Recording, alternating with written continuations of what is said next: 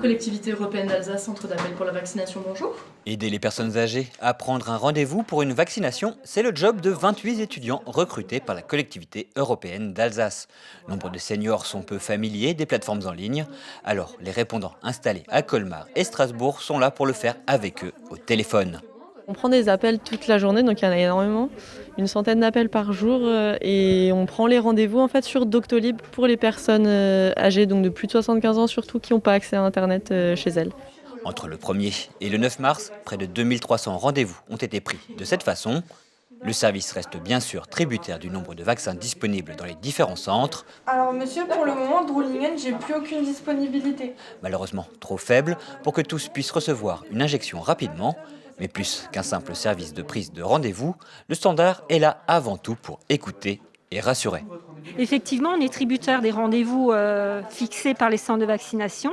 Donc on gère beaucoup de frustration parce que on répond souvent qu'il n'y a pas de rendez-vous disponible dans le laps de temps. Donc c'est faire preuve de pédagogie, d'explication, d'information aussi et rassurer les personnes en leur indiquant que s'ils n'ont pas un rendez-vous aujourd'hui, ils en auront un dans les jours qui suivent et qu'il faut qu'ils renouvellent leur appel.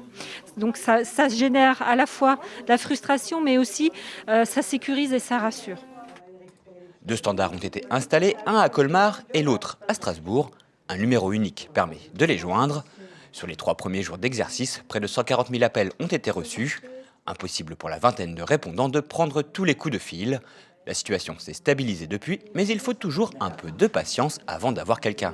Quand ils arrivent à tomber sur quelqu'un, ils sont très contents. Après, parfois, ils sont déçus également quand ils voient qu'ils arrivent à avoir quelqu'un au téléphone, mais qu'ils n'arrivent pas à avoir de rendez-vous. Et donc, on leur explique que nous, on ne crée pas les rendez-vous, en fait. Ça dépend des disponibilités des vaccins, voilà. Il faut surtout les rassurer. Après, il y a des gens qui sont très compréhensifs, il y en a qui ont plus de mal à gérer le stress ou qui sont même en situation de détresse totale. Mais oui, donc il faut les rassurer et puis non, globalement, c'est gérable. Centre d'appel pour la vaccination, bonjour. Le service rencontre un véritable succès. Chaque jour, il reçoit en moyenne 12 000 appels. Pour la collectivité, l'objectif est de faire en sorte que la fracture numérique n'empêche pas ceux qui le souhaitent de se faire vacciner.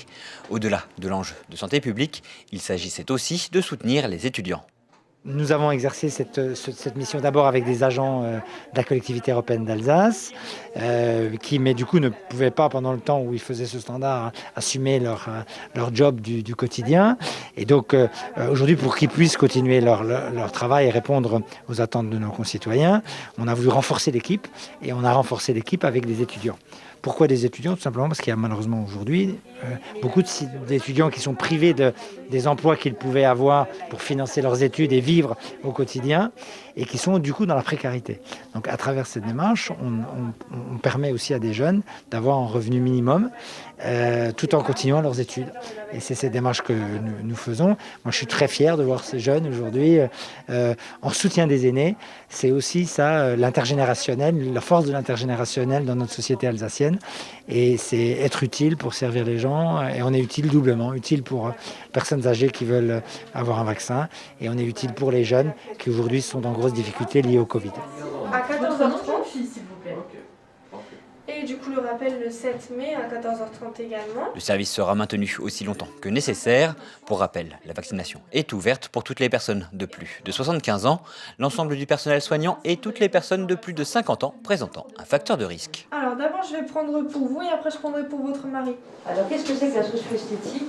Bon, esthéticienne, vous voyez ce que c'est? Oui. Une socio-esthéticienne, c'est une esthéticienne. Elle est formée pour s'occuper de personnes malades, pas forcément avec des cancers. Des personnes... Nous sommes dans les locaux de la Ligue contre le cancer à Colmar.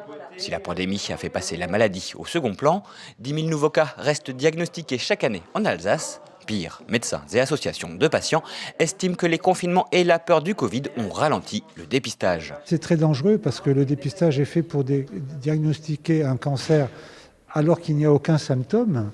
Et dans ce cas-là, lorsqu'on le dépiste très précocement, on sait qu'on a 90% de chances de guérir, plus de 90%. Et si le dépistage n'a pas été fait, et que pendant 3 mois, 6 mois, il n'y a pas eu de diagnostic, eh bien on se retrouve avec des gens qui vont avoir des symptômes. Et alors là, le taux de guérison va tomber à 60%. Selon Axel Kahn, président de la Ligue, 90 000 Français auraient connu un retard de diagnostic. Une surmortalité qui viendra s'ajouter à celle du coronavirus. Si aujourd'hui la prévention s'est remise en marche, la collectivité européenne d'Alsace souhaite renforcer et appuyer les dispositifs existants. On constate que toutes les actions de prévention permettent d'avoir de très bons résultats et qu'il faut continuer à développer cette prévention. Cette prévention, elle doit se faire le plus tôt possible, notamment auprès des jeunes dans les collèges.